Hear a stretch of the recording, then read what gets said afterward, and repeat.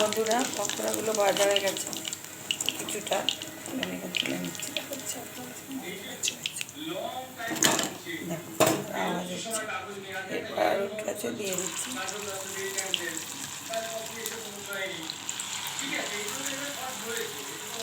কসুরি মেথি দেওয়া আছে, তাই জন্য সুন্দর পকোড়ার মধ্যে একটু কসুরি মেথি দিলে সুন্দর সুগন্ধ ওঠে।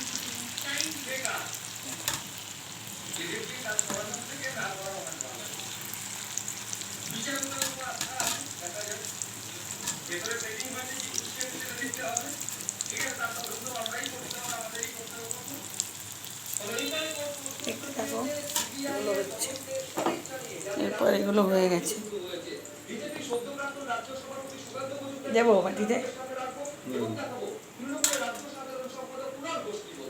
দেখো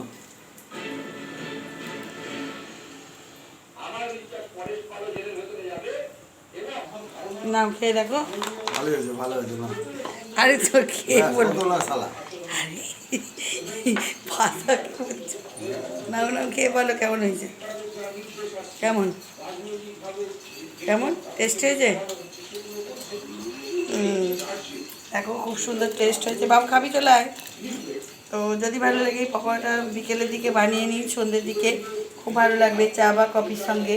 তো প্রচুর প্রচুর শেয়ার কমেন্ট লাইক করতে ভুলবেন না। আজকের মতো টাটা, বাই, শুভ সন্ধ্যা।